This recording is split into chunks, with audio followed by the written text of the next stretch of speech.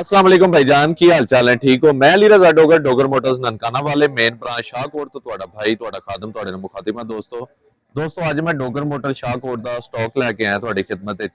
ਸਾਰੀਆਂ ਗੱਡੀਆਂ ਤੁਹਾਨੂੰ ਰਿਵਿਊ ਕਰਵਾਉਣੇ ਆ। ਬਹੁਤ ਜ਼ਿਆਦਾ ਸਟਾਕ ਫਾਰ ਸੇਲ ਹੈ ਔਰ ਕਾਫੀ ਸਾਡੇ ਦੋਸਤ ਓਵਰਸੀਜ਼ ਪਾਕਿਸਤਾਨੀ ਨੇ ਕੁਝ ਪਾਕਿਸਤਾਨ ਦੇ ਵਿੱਚ ਨੇ ਸਾਡੇ ਫੈਨ ਫਾਲੋਅਰ ਜਿੰਨੇ ਵੀ ਸਾਡੇ ਨਾਲ ਚਾਹਤ ਮੁਹੱਬਤ ਪਿਆਰ ਰੱਖਦੇ ਨੇ ਉਹਨਾਂ ਦੀ ਖਿਦਮਤ ਵਿੱਚ ਅਸੀਂ ਇਹ ਗੱਡੀਆਂ ਲੈ ਕੇ ਹਾਜ਼ਰ ਹੋਏ ਆ ताकि वह घर बह के गड्डी की एग्जैक्ट कंडीशन वेख के गड्डी की डील कर सकन। असीं तुहानूं अपने राबता नंबर भी देंगे, तुसीं घर बैठे साडे नाल डील कर सकते हो और जो कंडीशन तुहानूं दित्ती जाएगी इंशाअल्लाह ताला पूरी होएगी, उहदे च फर्क नहीं आएगा। डोगर मोटर ननकाना का एक म्यार है और इंशाअल्लाह ताला असीं उस म्यार नूं लैके अगे वध रहे हैं। और जिन्ने भी दोस्त साडे कोल पहले आ चुके ने वो बड़े ही मुतमिन हो के साडे कोल गए ने ते जिहड़े अजे तक नहीं आए एक दफा जरूर साडे कोल आओ। असीं हफ्ते 3 दिन कार मेला ला रहे हैं, हर बुध हर जुमा हर इतवार वाले दिन असीं कार मेला लाने। आओ साडे कोल इंशाअल्लाह ताला तुहाडे नाल पूरा तावन होएगा, पूरा प्यार मुहब्बत होएगा। कागजात बायोमेट्रिक 15 के मुकम्मल तौर पर जिम्मेदारी डोगर मोटर ननकाना दी। मेरे पीछे मौजूद है गड्डी 2015 मॉडल दी, 15 मॉडल है और 16 की रजिस्टर्ड है।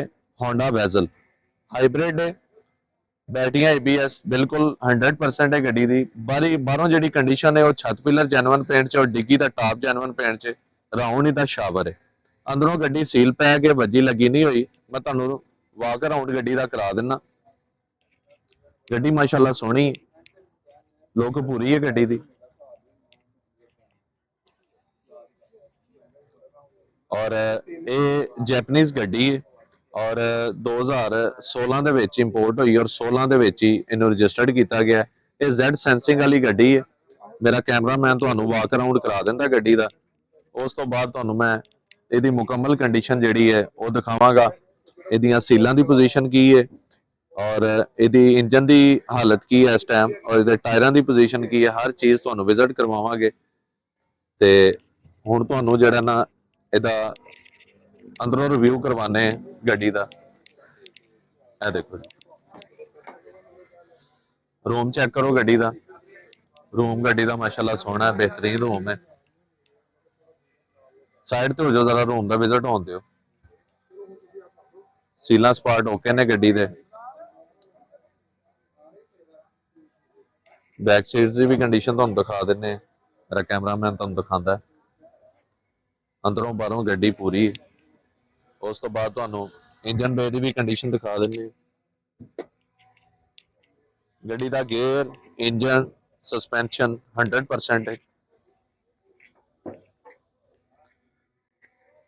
देखो सिर्फ डिटेलिंग वगैरह होने वाली गड्डी की, बाकी ओके है।